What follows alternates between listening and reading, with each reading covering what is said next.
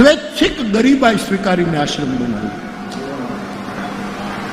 સ્વૈચ્છિક ગરીબ, ચારે બાજુથી સમૃદ્ધિ તમને બાહોમાં લેવા દોડતી હોય એ વખતે લિવિંગ વિથ લેસ,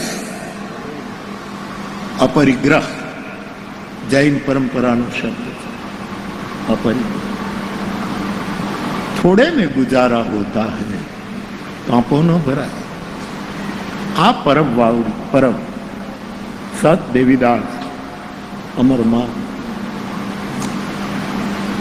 એના સંતો પાસેથી મેં સાંભળ્યું કે અમરમાં ભિક્ષા લેવા નીકળે અને એ રક્તપિત્તના રોગીઓની સેવા થાય. પરમ અને ટુકડા ટુકડા રોટલા ભેગા કરીને એમાં કોઈ કે અમરમાને એમ કહ્યું કે માં, તમારે આ ઉંમરે અને બધી મુશ્કેલીઓની વચ્ચે આ ભિક્ષા લેવા નીકળવું પડે, એના કરતાં આપના આશ્રમ તરફ અમે આસ્થા રાખીએ છીએ. આપનો તપ, આપનો ત્યાગ, આપના વ્રતોને અમે પગે લાગીએ છીએ, પણ આપ અબળાનું શરીર છે અને આપે આટલું બધું રોજ 2-3 વાગ્યા સુધી આ રોટલા ઉઘરાવવા પછી જમાડવું, એના કરતાં વર્ષ દિવસના ઘઉં અમે ભેગા કરીને પરબમાં નાખી દઈએ તો. અને અમરમાએ કીધું, જરાક મન તો લલચાયું કે વાત તો બરાબર છે, પણ મારા ગુરુને પૂછી લો. અને અમરમાં દેવીદાસ બાપુને પૂછે છે કે બાપુ, અમુક ગૃહસ્થોએ આપણા આશ્રમ તરફ ભાવ રાખીને એમ કીધું છે કે આખા વર્ષનો દાણો પાણી અમે બપોરે આપી દઈએ. ત્યારે દેવીદાસ બાપુએ કીધું, બાપ અમર, પહોંચાતું ન હોય તો 2 ગામડા વધારે માંગજે, બાકી સંગ્રહ કરશું ને તો આપણને સંગ્રહ દાટી દેશે, આપણને ડૂબાડી દેશે, આપણે જીવતા નહીં રહીએ, પછી આપણી સમાધિની આરતી નહીં ઉતરે, સમાધિમાં કંઈક ઉપાધિઓ પેદા થશે.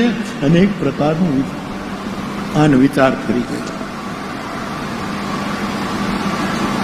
સ્વૈચ્છિક ગરીબી સ્વીકારવી જોઈએ.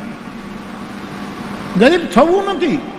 સ્વામી સચ્ચિદાનંદજી મહારાજ દંતાલી એમ કહે છે કે ગરીબી આદર્શ ન થવો જોઈએ. ગરીબી રહેવી ન જોઈએ ગરીબોને, પણ ગરીબી જ કારણ વગરના ગરીબ થઈ થઈને ખોટું ખોટું જીવવું એ ઢોંગ નહીં હોવો જોઈએ. માટે ઢંગ અને ઢોંગ શબ્દનો ખાસ પ્રયોગ આ તો પૂછું એટલે શરૂ થયું.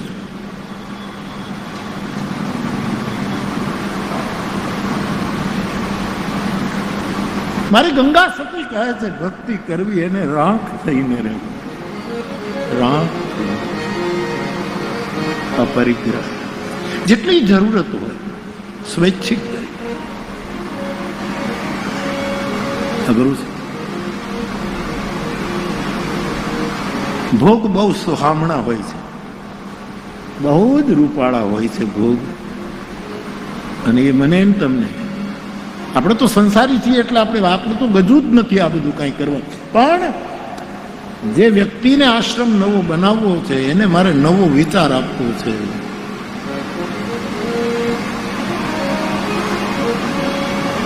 સ્વૈચ્છિક ગરીબી, મારી પાસે વિચારોનો પણ સંગ્રહ નહીં રાખું, શિષ્યોનો પણ સંગ્રહ નહીં રાખું,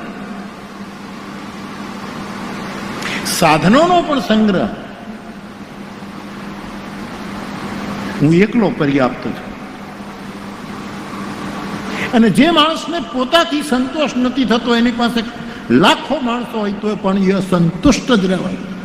બુદ્ધનું એક વાક્ય છે શોભિતભાઈ કે જગતમાં દુઃખનો જન્મ માનવીની તૃષ્ણામાંથી થયો. બહુ જ મોટું વાક્ય, મહામંત્ર. કાલે કદાચ પૂર્ણિમા છે, બુદ્ધ પૂર્ણિમા આવીને ઊભી રહેશે. વૈશાખ શુક્લ પૂર્ણિમા, બુદ્ધ પૂર્ણિમા કે નહીં? કાલે બુદ્ધ મહામંત્ર.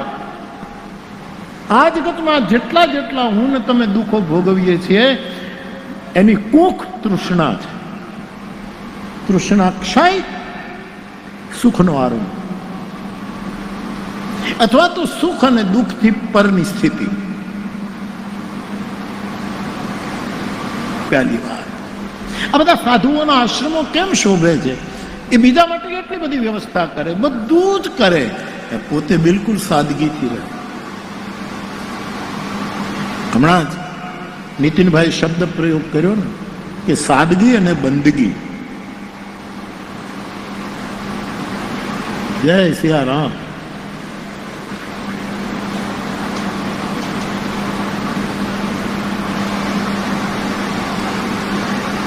તો બાપ, મને જે લાગે છે આ તો આપને બનાવવો છે, એટલે મારે તો કાંઈ બનાવવો જ નથી. આપણે તો ગૃહસ્થાશ્રમ એટલો ફાવી ગયો છે, એટલું કોઠે પડી ગયો છે, એટલું હોરવે છે ગૃહસ્થાશ્રમમાં, એટલું બધું હોરવે છે,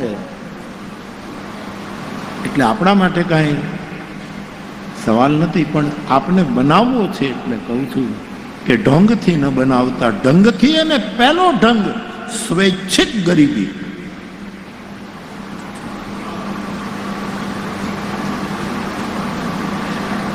બીજો ઢંગ